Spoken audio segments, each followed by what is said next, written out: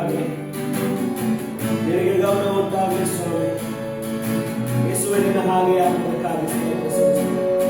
तू जो कह दे मैं करूँगा, तेरे नाम पर मैं चलूँगा, तेरे चरणों में ही रहूँगा, तेरे प्यारे यीशु।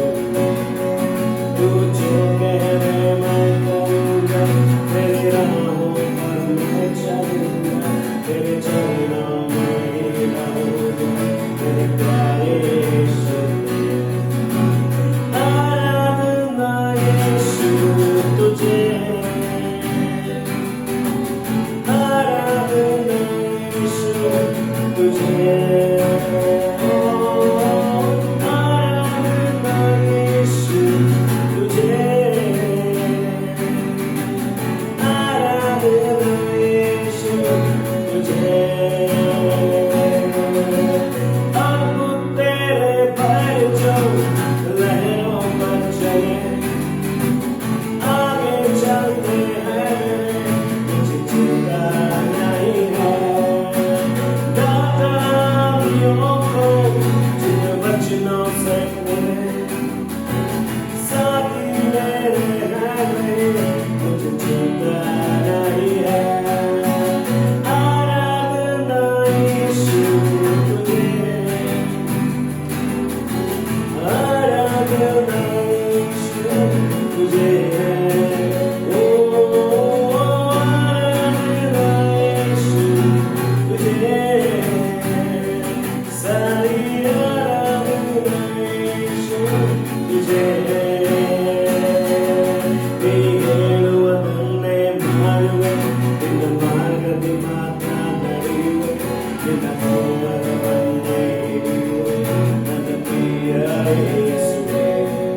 ನೀ ಹೇಳುವುದನ್ನೇ ಮಾಡುವೆ, ನಿನ್ನ ಮಾರ್ಗದಿ ಮಾತ್ರ ನಡೆಯುವೆ, ನಿನ್ನ ಪಾದವನ್ನೇ ಹಿಡಿಯುವೆ, ನನ್ನ ಪ್ರಿಯ ಯೇಸುವೇ. ಸಮುದ್ರ ಮೇಲೆ ನಡೆದು ನಾದವು, ನನ್ನ ಸಂಗ ಇರುವದರಿಂದ ಭಯವೇ ಇಲ್ಲ. ಗಾಳಿ ಸಮುದ್ರವಿಸಿ ಬುದ್ಧ ಶಕ್ತಿಯು, ನನ್ನ ಸಂಗ ಇರುವದರಿಂದ ಭಯವೇ ಇಲ್ಲ. ಆರಾಧನೆ ಯೇಸುವಿಗೆ, ಆರಾಧನೆ, ಆರಾಧನೆ ಯೇಸುವಿಗೆ, ಓ ಆರಾಧನೆ ಯೇಸುವಿಗೆ, ಆರಾಧನೆ ಯೇಸುವಿಗೆ, ಆರಾಧನೆ ಯೇಸುವಿಗೆ, ಆರಾಧನೆ ಯೇಸುವಿಗೆ, ಆರಾಧನೆ, ಆರಾಧನೆ ಯೇಸುವಿಗೆ, ಆರಾಧನೆ ಯೇಸುವಿಗೆ. ಎಲ್ಲರೂ ಕರೆದಂತ ಹೇಳೋ, ಆರಾಧನೆ ಯೇಸುವಿಗೆ, ಆರಾಧನೆ ಯೇಸುವಿಗೆ, Hallelujah, ಆರಾಧನೆ ಯೇಸುವಿಗೆ, ಆರಾಧನೆ ಯೇಸುವಿಗೆ. ಸ್ವಾಮಿ, ನೂತನವಾದ ದಿನಕ್ಕಾಗಿ, ಇವತ್ತು ಹೊಸ ದಿನಕ್ಕಾಗಿ ನಿಮಗೆ ಸ್ತೋತ್ರ. ದೇವರೇ, ನಾವು ನಿನ್ನ ವಾಕ್ಯಗಳನ್ನು ಓದುವಾಗ, ಧ್ಯಾನ ಮಾಡುವಾಗ, ಅಲ್ಲಿ ನಿನ್ನ ವಾಕ್ಯ ಹೇಳ್ತದೆ, ನಿಮ್ಮ ಕೃಪೆಯು ಪ್ರತಿದಿನ ಹೊಸದಾಗಿರುವಂತ ಕೃಪೆಯಾಗಿರುತ್ತದೆ, ನೂತನವಾದ ಕೃಪೆ. ಇವತ್ತು ನಮ್ಮ ಮನೆಗಳಲ್ಲಿ, ನಮ್ಮ ಕೆಲಸಗಳಲ್ಲಿ ನಿನ್ನ ಹೊಸ ಕೃಪೆಯ ಬಲ ನಮ್ಮನ್ನು ಆವರಿಸಿಕೊಳ್ಳಲಿ ಸ್ವಾಮಿ. ದೇವರೇ, ಇವತ್ತು ನಿನ್ನ ವಾಕ್ಯಗಳನ್ನು ನಾವೆಲ್ಲರೂ ಕೂಡಿ ಒಟ್ಟಾಗಿ ಧ್ಯಾನ ಮಾಡುವಾಗ ನಿಮ್ಮ ಸ್ವರ, ನಿಮ್ಮ ಶಬ್ದ ನಮ್ಮ ಜೀವನಗಳನ್ನ ಸುಂದರವಾಗಿ ರೂಪಿಸುವಂತೆ ನಮ್ಮ ಜೀವನಗಳನ್ನು ಪಾದಕ್ಕೆ ಒಪ್ಪಿಸಿಕೊಡ್ತೇವಪ್ಪ. ಯೇಸು ಕ್ರಿಸ್ತನ ನಾಮದಲ್ಲಿ ಪ್ರಾರ್ಥಿಸಿದ್ದೇವೆ ತಂದೆ, ಆಮೆನ್, ಆಮೆನ್, ಹಲ್ಲೆಲೂಯಾ. ದೇವರ ನಾಮಕ್ಕೆ ಸ್ತೋತ್ರವಾಗಲಿ. ಮತ್ತೊಂದು ಹೊಸ ಈ ಒಂದು ಮುಂಚಾನೆ ಛಾವದಲ್ಲಿ ದೇವರ ಮುಂಚಾನೆ ಮಹಿಮೆಯಲ್ಲಿ ನಾವೆಲ್ಲರೂ ಕೂಡಿ ಬರ್ತಾ ಇದ್ದೇವೆ. ಬನ್ನಿ ಪ್ರಿಯರೇ, ನಾವು ಸಮಯವನ್ನು ವ್ಯರ್ಥ ಮಾಡಿಕೊಳ್ಳದೆ ನೇರವಾಗಿ ದೇವರ ವಾಕ್ಯದಲ್ಲಿ ನಾವು ಪ್ರವೇಶ ಮಾಡೋಣ. ಯಾಕಂದ್ರೆ ದೇವರೀಗ ತಾನು ಹಾಡಿಕೊಂಡ ಹಾಗೆ ನಮ್ಮ ದೇವರು ಆತನು ಸಮುದ್ರದ ಮೇಲೆ ನಡೆದಿರುವಂತ ದೇವರು, ಗಾಳಿ ಬಿರುಗಾಳಿಯನ್ನ ಶಾಂತಗೊಳಿಸಿದ ದೇವರು. ಆಮೇಲೆ ಆತನು ತನ್ನ ಶಿಷ್ಯರಿಗೆ ಹೇಳಿದ ಆ ಸಮುದ್ರದಲ್ಲಿ ಆತನು ನಡೆದು ಬರುವಾಗ ಎಲ್ಲ ಶಿಷ್ಯರು ದೋಣಿಯಲ್ಲಿ ಪ್ರವೇಶ ಮಾಡ್ತಾ ಇದ್ರು, ಹೋಗ್ತಾ ಇದ್ರು, ಪ್ರಯಾಣ ಮಾಡ್ತಾ ಇದ್ರು. ಆಗ ಅಲ್ಲಿ ಆತನು ನೀರಿನ ನಡೆದು ಬರುವುದನ್ನ ಶಿಷ್ಯರು ಕಂಡು ಭಯಪಟ್ಟರು. ಆಗ ಯೇಸು ಸ್ವಾಮಿ ಹೇಳಿದ, ಭಯಪಡಬೇಡಿರಿ, ಇಗೋ ನಾನು ಎಂಬುದಾಗಿ. ಇವತ್ತು ಈ ಮುಂಜಾನೆ ಜಾವದಲ್ಲಿ ದೇವರು ನಮಗೆ ಹೇಳುವಂತ ಒಂದು ಶಬ್ದ ಏನಂದ್ರೆ, ಭಯಪಡಬೇಡಿರಿ, ನಾನು ನಿಮ್ಮ ಬಳಿಗೆ ನಡೆದು ಬರ್ತಾ ಇದ್ದೀನಿ. ನಿಮ್ಮ ಬಿರುಗಾಳಿಯನ್ನ ತಡೆಯುವುದಕ್ಕಾಗಿ ನಾನು ನಿಮ್ಮ ಬಳಿಗೆ ನಡೆದು ಬರ್ತಾ ಇದ್ದೀನಿ. ಯೇಸು ಸ್ವಾಮಿ ಆ ಶಿಷ್ಯರಿಗೆ ಹೇಳ್ತಾ ಇದ್ದಾನೆ, ಭಯಪಡಬೇಡ್ರಿ, ನಾನು ನಡೆದು ನಿಮ್ಮ ಬಳಿಗೆ ಬರ್ತಾ ಇದ್ದೀನಿ. ಇವತ್ತು ಯಾವ ಸಮುದ್ರದ ಪ್ರಯಾಣದಲ್ಲಿ ನಾವಿದ್ದೇವೋ, ಯಾವ ಸಮುದ್ರದ ಪ್ರಯಾಣದಲ್ಲಿ ಶಿಷ್ಯರಿದ್ರು, ಅವರು ಒಂದು ಕ್ಷಣಕ್ಕಾಗಿ ಭಯಪಟ್ಟರು ನಿಜ. ಆದ್ರೆ ಅದೇ ಕ್ಷಣದಲ್ಲಿ ಅವ್ರಿಗೆ ಯೇಸು ಹೇಳಿದ, ಭಯಪಡಬೇಡ್ರಿ, ಈಗ ನಾನು ಎಂಬುದಾಗಿ. ಪ್ರಿಯರೇ, ಇವತ್ತು ನಿಮ್ಮ ಪರಿಸ್ಥಿತಿಗಳಲ್ಲಿ ದೇವರು ನಡೆದು ಬರಲಿಕ್ಕಿದ್ದಾನೆ. ಇವತ್ತು ನಿಮ್ಮ ಸಿಚುವೇಶನ್ಗಳಲ್ಲಿ ದೇವರು ನಡೆದು ಬರಲಿಕ್ಕಿದ್ದಾನೆ. ಅದಕ್ಕೆ ಅನುಗುಣವಾದಂತ ಒಂದು ವಾಕ್ಯ ನಾನು ನಿಮಗೋಸ್ಕರ ಓದಲಿಕ್ಕೆ ಇಷ್ಟಪಡ್ತೇನೆ. ಎಲ್ಲರಿಗೂ ವಾಕ್ಯ ತುಂಬಾ ಆಶೀರ್ವಾದಕರವಾದ ವಾಕ್ಯ. ಈ ವಾಕ್ಯ ನನಗೂ ಸಹ ಒಂದು ವಾಗ್ದಾನವಾಗಿ ಈ ವರ್ಷ ನಾನು ಹಿಡಿದುಕೊಂಡಿರುವಂತ ವಾಕ್ಯ. ಆಮೇಲೆ ಆ ವಾಕ್ಯ ಹೇಳ್ತದೆ, ಯೆಶಾಯನ ಪ್ರವಾದನೆ ಗ್ರಂಥ 41ನೇ ಅಧ್ಯಾಯ 10ನೇ ವಚನ, ನೀನಂತೂ ಹೆದರಬೇಡ, ನಾನೇ ನಿನ್ನೊಂದಿಗೆ ಇದ್ದೇನೆ, ದಿಗ್ಭ್ರಮೆಗೊಳ್ಳದಿರು, ನಾನೇ ನಿನ್ನ ದೇವರು, ನಾನು ನಿನ್ನನ್ನು ಬಲಪಡಿಸುತ್ತೇನೆ.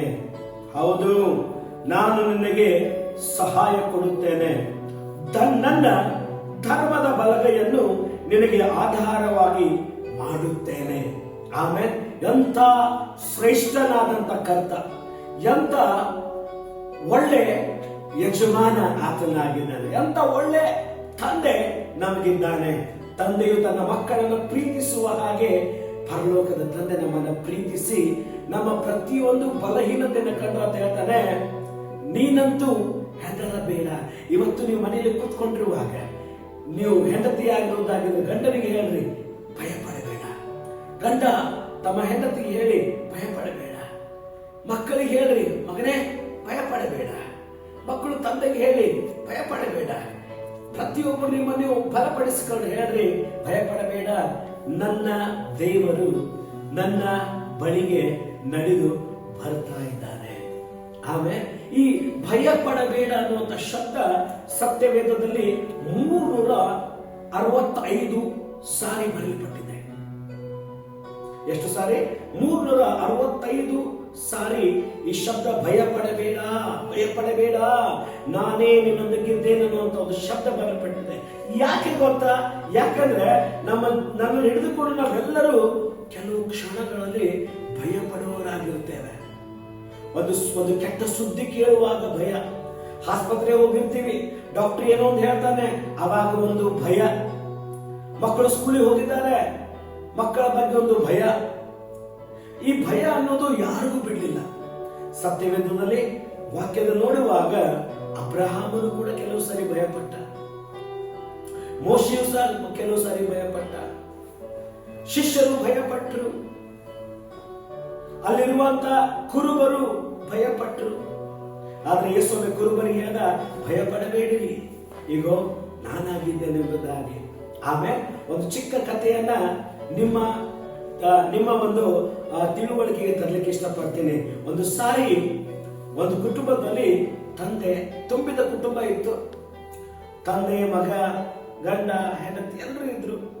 ಪ್ರತಿ ವರ್ಷ ಏನಾಗ್ತಿತ್ತಂದ್ರೆ, ಈ ತಂದೆ ತನ್ನ ಮಕ್ಕಳಿಗೆ ತಮ್ಮ ಒಂದು ಹಳ್ಳಿಯನ್ನು ತೋರಿಸ್ಬೇಕು, ವಿಲೇಜ್ ಲೈಫ್ ಹೇಗಿರ್ತದೆ ಅದನ್ನ ತೋರಿಸ್ಬೇಕಂತ ಈ ಅವರು ಸಿಟಿಲಿ ಇದ್ದ ಕಾರಣ ಅವರು ವಿಲೇಜ್ ಲೈಫ್ ಅನ್ನ ಮರಿಬಾರದು, ಅವ್ರಿಗೂ ಕಷ್ಟ ಅಂದ್ರೆ ಏನು, ವಿಲೇಜ್ ನಲ್ಲಿ ಹೇಗೆ ಜೀವನ ಇರ್ತದೆ ಅಂತ ಮಕ್ಕಳಿಗೆ ಕಲಿಸ್ಬೇಕಂತ ಪ್ರತಿ ವರ್ಷ ತಂದೆ ಏನ್ ಮಾಡ್ತಾ ಇದ್ದು, ರಜೆಗೆ ತನ್ನ ಮಕ್ಕಳನ್ನ ಆ ಒಂದು ಹಳ್ಳಿಗೆ, ಆ ವಿಲೇಜ್ಗೆ ಕರ್ಕೊಂಡು ಹೋಗ್ತಾ ಇದ್ದ.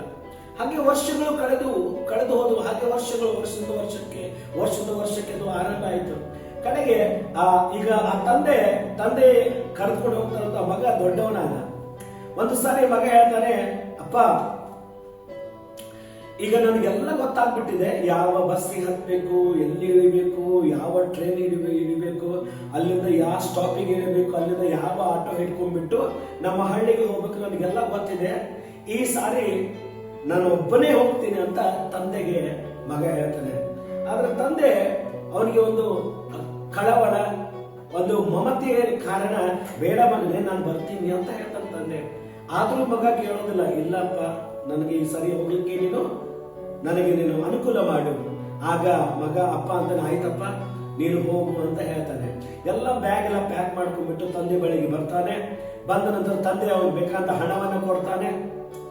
ಸೊ ಅವನಿಗೆ ಎಲ್ಲ ಗೊತ್ತಿರ್ತದೆ, ಮಗನ ಸುರಕ್ಷಿತವಾಗಿ ಹೋಗಿ ಬಾ ಅಂತ ಒಂದು ಕೈಲಿ ಹಣ ಕೊಡ್ತಾನೆ. ಹಣ ಕೊಟ್ಟ ನಂತರ ಇನ್ನೊಂದೆರಡು ಸೆಕೆಂಡ್ ಮಾತಾಡಿ ಅವನು ಒಂದು ವೈಟ್ ಪೇಪರ್ನಲ್ಲಿ ಒಂದು ಚೀಟಿಯನ್ನ ಕೊಡ್ತಾನೆ. ಒಂದು ಚೀಟಿ ಕೊಡ್ತಾನೆ. ಆ ಚೀಟಿ ಅವ್ರಿಗೆ ಏನ್ ಹೇಳ್ತಾ ಅಂದ್ರೆ, ಇದನ್ನ ನೀನು ಪಾಕೆಟ್ ನಲ್ಲಿ ಇಟ್ಕೊಳ್ಬೇಕು, ಇದು ನೀನು ಪಾಕೆಟ್ ನಲ್ಲಿ ಇರ್ಲಿ, ನೀನು ಹೋಗ್ಬಾ. ಅದ್ರ ನಿನಗೆ ಒಂದ್ ವೇಳೆ ನೀನು ಹೋಗುವಂತ ಪ್ರಯಾಣದಲ್ಲಿ ನಿನಗೇನಾದ್ರೂ ಭಯ ಆದ್ರೆ, ನಿನಗೇನಾದ್ರೂ ಹೆದರಿಕೆ ಆದ್ರೆ, ನಿನಗೆ ಒಂದ್ ವೇಳೆ ಅನಿಸ್ತಾ ಇರುವುದಾಗಿದ್ರೆ ನಾನು ಒಬ್ಬನೇ ಇದ್ದೀನಿ ಅಂತ ಅನಿಸುವುದಾಗಿದ್ರೆ ಮಾತ್ರ ಈ ಚೀಟಿನ ತಕ್ಕೊಂಡು ನೀನು ಓದ್ಬೇಕು ಅಂತ ಹೇಳ್ತಾನೆ. ಅವಾಗ ಆಯ್ತು ಪಪ್ಪ ಅಂತೇಳಿ ಮಗ ತನ್ನ ಬ್ಯಾಗ್ ಅನ್ನ ತಕ್ಕೊಂಡು, ಹಣ ತಕ್ಕೊಂಡು ಆತನು ಹೊರಟು ನಿಲ್ತಾನೆ. ಅವನು ಬಸ್ ಹತ್ತಾನೆ, ರೈಲ್ವೆ ಸ್ಟೇಷನ್ ಇಳಿತಾನೆ. ಅಲ್ಲಿಂದ ರೈಲ್ವೆ ತಕ್ಕೊಂಡು ಈಗ ಪ್ರಯಾಣ ಆರಂಭ ಆಯ್ತು. ಪ್ರಯಾಣ ಆಯ್ತು. ಮಾರ್ಗದಲ್ಲಿ ತಾಯಿ ಕಟ್ಟಿಕೊಟ್ಟಂತ ಊಟವನ್ನು ಉಣ್ತಾನೆ. ಊಟ ಉಂಡ ನಂತರ ಅರ್ಧ ಪ್ರಯಾಣಕ್ಕೆ ಆ ಟ್ರೈನ್ ನಲ್ಲಿ ಒಬ್ಬ ವ್ಯಕ್ತಿ, ಬಹಳ ದಷ್ಟಪುಷ್ಟನಾಗಿರುವಂತ ವ್ಯಕ್ತಿ, ಧಾಡ್ಸಿ ಆಗಿರುವಂತ ವ್ಯಕ್ತಿ, ಅವನ ಮುಖ ನೋಡಿದ್ರೆ ಭಯ ಆಗ್ಬೇಕು, ಆ ರೀತಿ ಇರುವಂತ ವ್ಯಕ್ತಿ, ಬಹಳ ಅವನು ಗಡ್ಡವನ್ನ ಬಿಟ್ಟಿದ್ದಾನೆ, ಬಹಳ ದಷ್ಟಪುಷ್ಟನಾಗಿದ್ದಾನೆ. ಅವನು ಬಂದು ಅವನಿರುವಂತ ಸೀಟಿನ ಮುಂಭಾಗದಲ್ಲಿ ಕೂತ್ಕೊಳ್ತಾನೆ. ಅವಾಗ ಈ ಹುಡುಗನಿಗೆ, ಅಲ್ಲಿವರೆಗೆ ಈ ಹುಡುಗ ಬಹಳ ಎಂಜಾಯ್ ಮಾಡ್ತಿರ್ತಾನೆ, ಬಹಳ ಖುಷಿ ಪಡ್ತಾ ಇರ್ತಾನೆ. ಯಾವ ಕ್ಷಣ ಆ ಒಂದು ವ್ಯಕ್ತಿ ಬರ್ತಾನೆ, ಅವಾಗ ಒಂದು ಭಯ ಆಗ್ಲಿಕ್ಕೆ ಆರಂಭ ಆಗುತ್ತೆ. ಆಗ ಒಂದು ಭಯ ಆಗುತ್ತೆ. ಬೇಗನೆ ಊಟ ಮಾಡಿ ಅವನು ಏನ್ ಮಾಡ್ತಾನಂದ್ರೆ, ಮೇಲೆ ಹೋಗಿ ಆತನ ಮೇಲಿನ ಸೀಟ್ನಲ್ಲಿ ಹೋಗಿ ತುಂಬಾ ಅವನು ಹೊತ್ತುಕೊಂಡು ಮಲಗ್ಬಿಡ್ತಾನೆ. ನಿದ್ದೆನ ಆಗ್ತಾ ಇಲ್ಲ, ಭಯ ಆಗ್ತಾ ಇದೆ. ಆ ವ್ಯಕ್ತಿ ನೋಡಿ ಭಯ ಆಗ್ತಾ ಇದೆ. ಅವಾಗ ಅವನಿಗೆ ತಂದೆ ಹೇಳಿದ ನೆನಪಿಗೆ ಬರ್ತದೆ, ಮಗ ನಿನ್ಗೆ ಯಾವಾಗಾದ್ರೂ ನೀನು ಒಬ್ಬಂಟಿಗಿದ್ದೀನಿ ಅಂತ ನೀನು ಗೊತ್ತಾದ್ರೆ, ನಿನಗೆ ಭಯ ಆದ್ರೆ, ಹೆದರಿಕೆ ಆದ್ರೆ ಈ ಚೀಟಿ ತಕ್ಕೊಂಡು ನೀನು ಓದ್ಬೇಕು. ತಕ್ಷಣ ಏನ್ ಮಾಡ್ತಾನಂದ್ರೆ, ಆ ಚೀಟಿಯನ್ನು ತಕ್ಕೊಂಡು ಓದ್ತಾನೆ. ಆ ಚೀಟಿಯಲ್ಲಿ ಏನು ಬರ್ತದೆ ಗೊತ್ತಾ? ಆ ಚೀಟಿಯಲ್ಲಿ ಆ ತಂದೆ ಬರೆದಿರ್ತಾನೆ, ಮಗನೇ ಹೆದರಬೇಡ, ನೀನಂತೂ ಹೆದರಬೇಡ, ನಾನೇ ನಿನ್ನೊಂದಿಗಿದ್ದೇನೆ. ನಿನಗೆ ಭಯ ಆದ್ರೆ ಪಕ್ಕದ ಬೋಗಿಯಲ್ಲಿ ನಾನಿದ್ದೇನೆ, ಪಕ್ಕದ ಕಂಪಾರ್ಟ್ಮೆಂಟ್ ನಲ್ಲಿ ಇದ್ದೇನೆ, ನೀನು ನನ್ನ ಬಳಿಗೆ ಬಾ. ತಕ್ಷಣ ಮಗು ಎಲ್ಲಿಂದ ಸಂತೋಷ ಬರ್ತದೆ. ಅವನು ಬೇಗ ಎಳೆದು ಪಕ್ಕದ ಕಂಪಾರ್ಟ್ಮೆಂಟ್ಗೆ, ಪಕ್ಕದ ಬೋಗಿಗೆ ಹೋಗಿ ತನ್ನ ತಂದೆಗೆ ಅಪ್ಪಿಕೊಳ್ತಾನೆ. ಆಮೇಲೆ ಪ್ರಿಯರೇ, ಅದೇ ರೀತಿಯಾಗಿ ಆ ತಂದೆ, ಆ ಭೂಮಿಯ ತಂದೆ ಅವನಿಗೆ ಒಂದು ಚೀಟಿ ಕೊಟ್ಟ, ಇದ್ದ ನೀನು ಓದ್ಬೇಕು ಮಗನೇ ಅಂತ. ಹಾಗೆ ಪರಲೋಕದ ತಂದೆ ಈ ಪುಸ್ತಕವನ್ನ ಕೊಟ್ಟಿದ್ದಾನೆ, ಈ ಒಂದು ಚೀಟಿ ಕೊಟ್ಟಿದ್ದಾನೆ. ಆಮೇಲೆ ರೋಗನ ಭಯಪಡಬೇಡ, ಇದನ್ನು ಓದಿ ಮೊಣಕಾಲೂರಿ ಪ್ರಾರ್ಥನೆ ಮಾಡು. ಭಯನ ಹೆದರಬೇಡ, ಈ ವಾಕ್ಯ ಓದು. ಈ ವಾಕ್ಯ ಹೇಳ್ತದೆ, ಲೋಕದಲ್ಲಿ ಇರುವವನಿಗಿಂತ ನಿನ್ನೊಳಗಿರುವ ಆತನು ಸರ್ವಶಕ್ತನಾಗಿದ್ದಾನೆ. ಆಮೇಲೆ ಏನೇ ಆಗಲಿ, ಈ ವಾಕ್ಯ ಹೇಳ್ತದೆ, ನೀನಂತೂ ಹೆದರಬೇಡ, ನಾನೇ ನಿನ್ನೊಂದಿಗೆ ಇದ್ದೇನೆ. ಈ ಮುಂಚಾನೆ ಈ ವಾಕ್ಯ ಒಂದು ರೇಮ ಆಗಿ, ದೇವರ ವಾಕ್ಯ ಹೇಳ್ತದೆ, ದೇವರು ತನ್ನ ವಾಕ್ಯವನ್ನ ದೂತನು ಎಂಬಂತೆ ಕಳಿಸಿಕೊಡ್ತಾನೆ. ಅವರನ್ನು ಗುಣಪಡಿಸ್ತಾನೆ. ಈ ವಾಕ್ಯ ಇವತ್ತು ನಿನ್ನ ಕಿವಿಗೆ, ನಿನ್ನ ಕುಟುಂಬವನ್ನು ಪ್ರವೇಶ ಮಾಡ್ತಾ ಇದೆ. ನಿಮ್ಗೊತ್ತ ದೇವರ ವಾಕ್ಯ ದೇವದೂತನಿಗಿಂತಲೂ ವೇಗವಾಗಿ ಕಾರ್ಯ ಮಾಡ್ತದೆ. ಈ ವಾಕ್ಯ ಹೇಳ್ತಾ ಇರುವಾಗಲೇ, ನೀವು ಕೇಳ್ತಾ ಇರುವಾಗಲೇ ಕೆಲವೊಂದು ಬಿಡುಗಡೆಗಳು ನಿಮ್ಮ ಜೀವನದಲ್ಲಿ ಸಂಭವಿಸ್ತಾ ಇದೆ. ಈ ವಾಕ್ಯವನ್ನು ಕೇಳ್ತಾ ಇರುವಾಗಲೇ ನಿಮ್ಮ ಪರಿಸ್ಥಿತಿಗಳ ಮಧ್ಯದಲ್ಲಿ ದೇವರು ಇಳಿದು ಬಂದು ಆ ಬಿರುಗಾಳಿಯನ್ನು ಶಾಂತಪಡಿಸ್ತಾ ಇದ್ದಾನೆ. ಆಮೇಲೆ ಇವತ್ತು ನಂಬಿಕೆಯಿಂದ ಮೊಣಕಾಲೂರಿ ಪ್ರಾರ್ಥನೆ ಮಾಡಿ ನಿಮ್ಮ ಕೆಲಸಕ್ಕೆ ನೀವು ಪ್ರವೇಶ ಮಾಡ್ರಿ. ಆ ಕೆಲಸದಲ್ಲಿ ದೇವರು ನಿಮ್ಮ ಜೊತೆಗಿದ್ದಾನೆ. ಆಮೇಲೆ ದೇವರ ವಾಕ್ಯಗಳಿಂದ ನಿಮ್ಮನ್ನ, ನಿಮ್ಮ ಕುಟುಂಬವನ್ನ, ನಿಮ್ಮ ಕೆಲಸಗಳನ್ನ ಆಶೀರ್ವಾದ ಮಾಡಿ. ಈ ಇಡೀ ತಿಂಗಳು ದೇವರು ನಿಮ್ಮ ಮುಂದೆ ಹೋಗಿ ನಿಮ್ಮನ್ನ ಬಲಪಡಿಸಲಿ. ಬನ್ನಿ ಪ್ರಾರ್ಥನೆ ಮಾಡಿಕೊಳ್ಳೋಣ. ಭೂಪರಲೋಕದ ಒಡೆಯನೇ ನಿಮಗೆ ಸ್ತೋತ್ರ. ಈ ಮುಂಜಾನೆ ನಮ್ಮ ಜೊತೆಗೆ ನಿಮ್ಮ ವಾಕ್ಯದಿಂದ ಮಾತನಾಡಿದ್ದೀರಾ, ಅದಕ್ಕಾಗಿ ಸ್ತೋತ್ರಪ್ಪ.